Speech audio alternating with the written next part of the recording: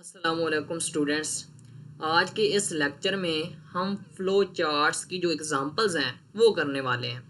ये जो flow charts की एग्ज़ाम्पल्स हैं आपकी किताब के अंदर 12 दी गई हैं और इनमें से जो 8वीं 11वीं और 12वीं ये लॉन्ग क्वेश्चन के तौर पे बोर्ड के अंदर कहीं दफ़ा आई हुई हैं और शॉर्ट क्वेश्चन के तौर पे ये जो आपकी पहली पाँच से 6 एग्ज़ाम्पल्स हैं वो आ जाती हैं शॉर्ट क्वेश्चन के अंदर। अच्छा, ये जितनी भी फ़्लो चार्ट्स की हमारे पास एग्ज़ाम्पल्स हैं ये आपके पास एक सॉफ्टवेयर के अंदर हो रही हैं कि जहाँ पे आपने नंबर इनपुट के तौर पे देना होता है और आपके पास जो रिजल्ट है वो आउटपुट के तौर पे आ जाता है। या वैसे भी हम लोग जो है वो फ्लो चार्ट्स बना सकते हैं, लेकिन ये जो आपके पास जितनी भी फ्लो चार्ट की एग्जांपल दी हुई हैं ये आपके अंदर आपके पास सॉफ्टवेयर के अंदर ही होती हैं या आप कंप्यूटर के अंदर ही सॉल्व करते हैं। सबसे पहले हमारे पास जो पहला फ्लो चार्ट है कि आपने सेल्सियस को फ़ारेनहाइट टेम्परेचर के अंदर कन्वर्ट करना है कि आपके पास जो टेम्परेचर है वो सेल्सियस में दिया गया है और आपने इसे फ़ारेनहाइट टेम्परेचर के अंदर कन्वर्ट करना है। तो सबसे पहले ये आप लोगों ने थ्योरी नहीं करनी। सबसे पहले हमारे पास है टर्मिनल शेप यानी स्टार्ट। तो टर्मिनल शेप हम फ्लो चार्ट के शुरू के अंदर भी इस्तेमाल करते हैं और एंड पे भी इस्तेमाल करते हैं। तो शुरू के अंदर भी है स्टार्ट और एंड पे। इसके बाद हमारे पास है रेक्टेंगुलर पैरेललोग्राम शेप, जैसे हम इनपुट के तौर पे यूज़ करते हैं और आउटपुट के तौर पे यूज़ करते हैं। तो इनपुट के अंदर आपके पास क्या है कि आपके पास जो टेम्परेचर है वो सेल्सियस में है, सेल्सियस आ जाएगा या आपके पास नंबर आ जाएगा। आपने इसे फ़ारेनहाइट के अंदर चेंज करना है तो फ़ारेनहाइट का आप फार्मूला लिखेंगे जी सेल्सियस मल्टीप्लाई 9 डिवीजन तकसीम 5 प्लस 32 और ये आपके पास है रेक्टेंगुलर शेप यानी जो प्रोसेस करने के लिए इस्तेमाल होती है, जिसके अंदर हम फार्मूला लिखते हैं या आपके पास मल्टीप्लिकेशन या फिर डिवीजन होती है। इसके बाद आपके पास है आउटपुट यानी प्रिंट फ़ारेनहाइट यानी फ़ारेनहाइट को दिखाना। प्रिंट का मतलब होता है जी स्क्रीन पे दिखाना। अब ये सारा काम कंप्यूटर के अंदर हो रहा है और इसके बाद आपके पास ये फ्लो चार्ट जो है वो एंड हो गया। तो शॉर्ट क्वेश्चन में ये आता है। इसके बाद हमारे पास दूसरे नंबर पे जो फ्लो चार्ट है वो ये है कि आपके पास एक ऑब्जेक्ट है जो कि मूव कर रहा है और उसका मास और फोर्स जो है वो दी गई है और उसके एक्सेलरेशन को फाइंड आउट करना है। तो इसके अंदर हमारे पास दो चीज़ें दी गई हैं, एक है फोर्स और मास और दूसरे नंबर पे हमने एक्सेलरेशन फाइंड आउट करना है। तो यानी इनपुट के अंदर क्या चीज़ आ जाएगी, मास और फोर्स, और इसके अंदर जो आपके पास इसका फार्मूला लगाएंगे आपके पास जो rectangular shape acceleration is equal to force divide by mass और प्रिंट में आ जाएगा आपका एक्सेलरेशन। बाकी वही शेप्स हैं कि शुरू के अंदर आप टर्मिनल शेप लगाएंगे, एंड पे भी टर्मिनल शेप लगाएंगे। इनपुट और आउटपुट के लिए आप रेक्टेंगुलर पैरेललोग्राम शेप इस्तेमाल करेंगे और फार्मूले के लिए या बेसिकली हम इससे बोलते हैं जी ऑपरेशन के लिए आपको रेक्टेंगुलर शेप का इस्तेमाल करेंगे। तो स्टूडेंट्स इसके अंदर आप लोगों ने शेप्स का खास ख्याल रखना है, अदरवाइज अगर आप लोग वैसे फ्लो चार्ट बना देते हो और शेप्स जो है वो नहीं बनाते या उनकी अरेंजमेंट गलत हो जाती है तो आपके पास फ्लो चार्ट जो है वो गलत हो जाएगा। इसके बाद आपने जी क्यूब का वॉल्यूम फाइंड आउट करना है। तो सबसे पहले हमने क्यूब के अंदर हम क्या करते हैं जी लेंथ को 3 दफ़ा मल्टीप्लाई करते हैं। तो क्यूब के एज को हम इनपुट के तौर पे लेंगे यानी उसकी लेंथ की एक साइड को इनपुट के तौर पे लेंगे तो उसका वॉल्यूम कैसे निकलेगा कि आपने एज को 3 दफ़ा मल्टीप्लाई करना है और इसके बाद प्रिंट में आ जाएगा आपके पास वॉल्यूम और फाइंड और आपके पास फाइनली जो है वो फ्लो चार्ट जो है वो एंड हो जाएगा। इसके बाद ये है जी आपने अमाउंट के ऊपर प्लेन इंटरेस्ट मालूम करना। प्लेन इंटरेस्ट बोलते हैं जी शरह सूद को, लेकिन प्लेन इंटरेस्ट का स्टूडेंट्स आपको फार्मूला आना चाहिए। प्लेन इंटरेस्ट का जो फार्मूला है वो है हमारे पास amount multiply into rate divided by 100 multiply year. तो इसके अंदर 3 चीज़ें हैं फार्मूले के अंदर और 3 चीज़ें ये हमारे पास इनपुट के तौर पे आएंगी, अमाउंट, रेट, ईयर और इसके बाद आपके पास प्रिंट, प्लेन इंटरेस्ट और फाइनली शेप एंड। तो आपको फार्मूला आना चाहिए, बाकी शेप्स का पता होना चाहिए कि इनपुट के लिए कौन सी इस्तेमाल हो रही है, आउटपुट के लिए कौन सी इस्तेमाल हो रही है, स्टार्टिंग के अंदर कौन सी शेप इस्तेमाल हो रही है या फिर आपके पास ऑपरेशन के लिए कौन सी शेप इस्तेमाल हो रही है।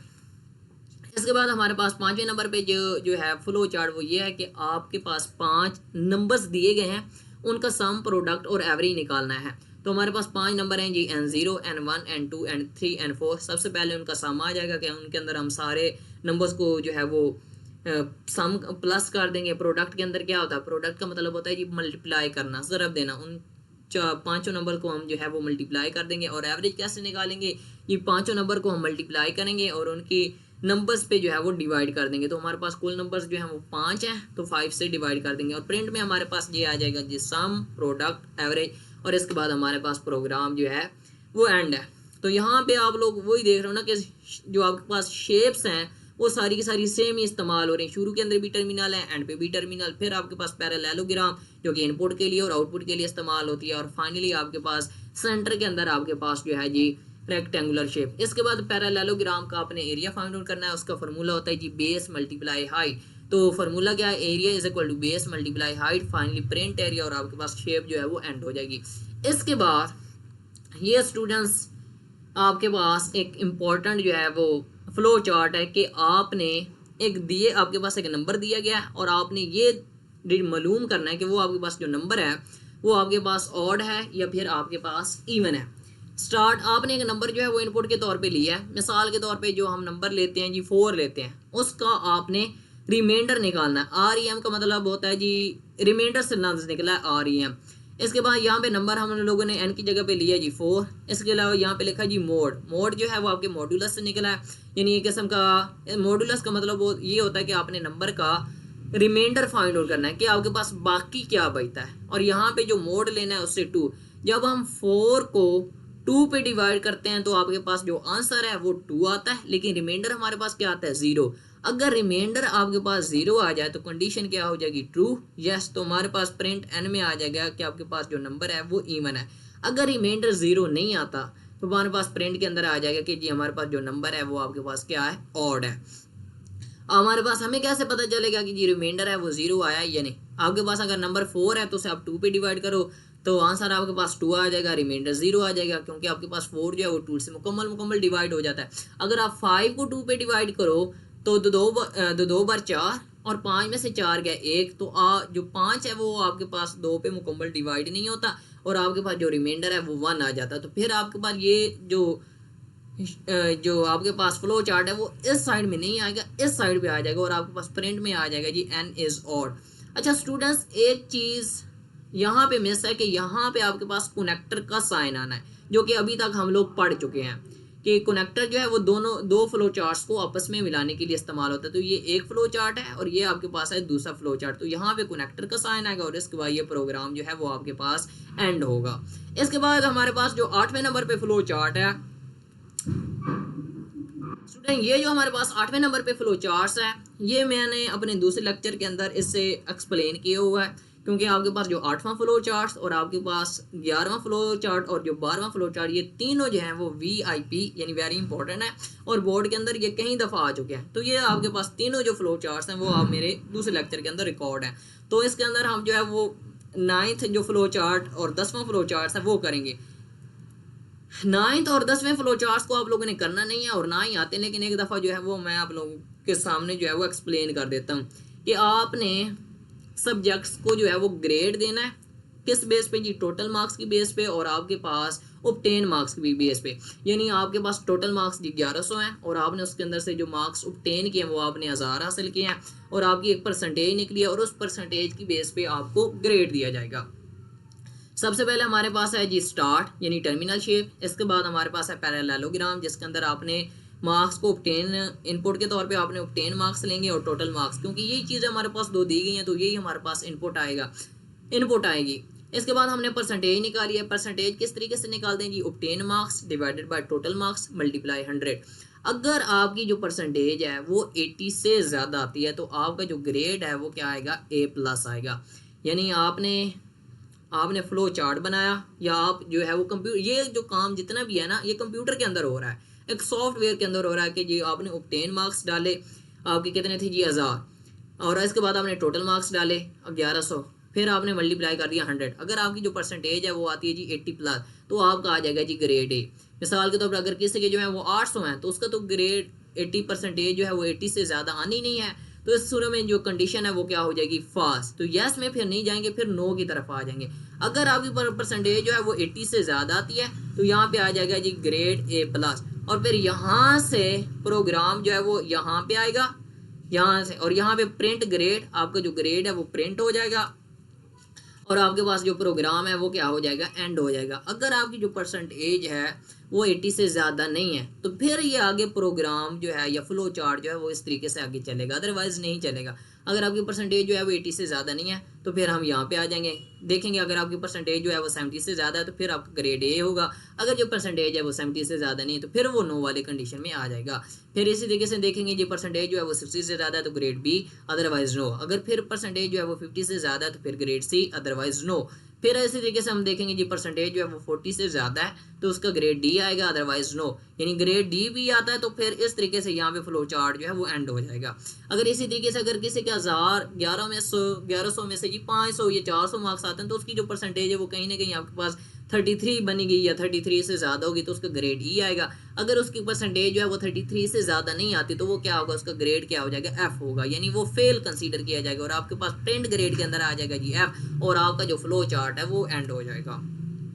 इसके बाद हमारे पास ये फ्लो चार्ट नंबर 10 है कि आपके पास एक वीक डे का नाम आपने मालूम करना है। आपके पास हफ्ते के अंदर जो दिन होते हैं वो 7 होते हैं और उनकी तादाद 1 से लेकर 7 तक होती है, यानी मंडे से लेकर संडे तक। आपने कोई भी नंबर जो है वो इनपुट के तौर पे देना है। मिसाल के तौर पे मैंने जी 3 दे दिया। वैसे मंडे से लेके संडे तक जो उसने यहाँ पे अरेंज या नंबर बताए हुए हैं वो 1 से लेके 7 तक। आपने 3 इंटर कर दिया तो उसका मतलब क्या होगा जी, बुध है हमारे पास, वेडनेसडे। आपने 1 इंटर कर दिया तो उसका मतलब क्या है, मंडे है। तो ये इस तरीके से हमारे पास फ्लो चार्ट है। To determine the name of week day from a given number, एक दिए गए नंबर से आपने वीक डे का नाम मालूम करना है। Where week days are assumed from Monday to Sunday and their respective number from 1 to 7। यहाँ पे हफ्ते के दिनों की जो हफ्ते के दिन है वो आपके पास मंडे से लेके संडे तक है और इनके तादाद जो है वो 1 से लेके 7 तक है।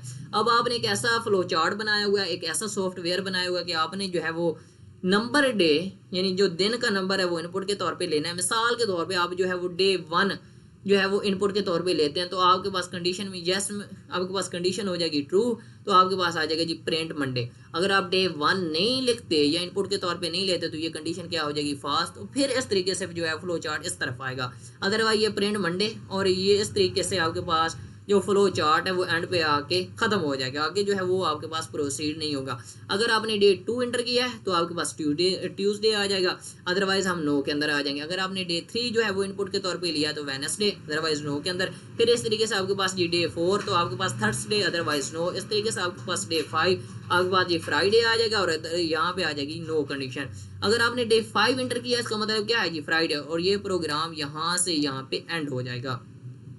इस तरीके से अगर आपने डे 6 एंटर कर दिया तो आपके पास सैटरडे आ जाएगा, अदरवाइज आपके पास जो कंडीशन है वो क्या हो जाएगी, फास्ट। इस तरीके से आपके पास जी डे 7 है तो आपके पास संडे, अदरवाइज कंडीशन नो, और आपके पास एंड पे फ्लो चार्ट जो है वो आपके पास क्लोज हो जाएगा, यानी आपके पास जो फ्लो चार्ट है वो क्या हो जाएगा, उसकी एंड हो जाएगी। और एंड पे हम जो शेप इस्तेमाल करते हैं वो टर्मिनल शेप यूज़ करते हैं। यहाँ पे भी 2 चार्ट्स आप फ्लो चार्ट्स आपस में मिल रहे हैं, एक ये वाला और एक ये वाला। तो यहाँ पे भी कनेक्टर का साइन आएगा। आपके जितने फ्लो चार्ट्स बने हुए हैं तो आपकी जो राइटर है, आपके जो मुसन्निफ है, उसने गलती ये की हुई कि उसने कनेक्टर का साइन नहीं यूज़ किया हुआ। हालांकि आपकी जो 10वीं की बुक्स है वहाँ पे उसने कनेक्टर का साइन जो है वो यूज़ किया हुआ है।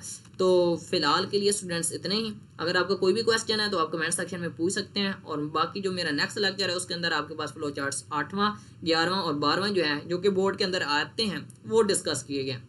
अल्लाह हाफिज़।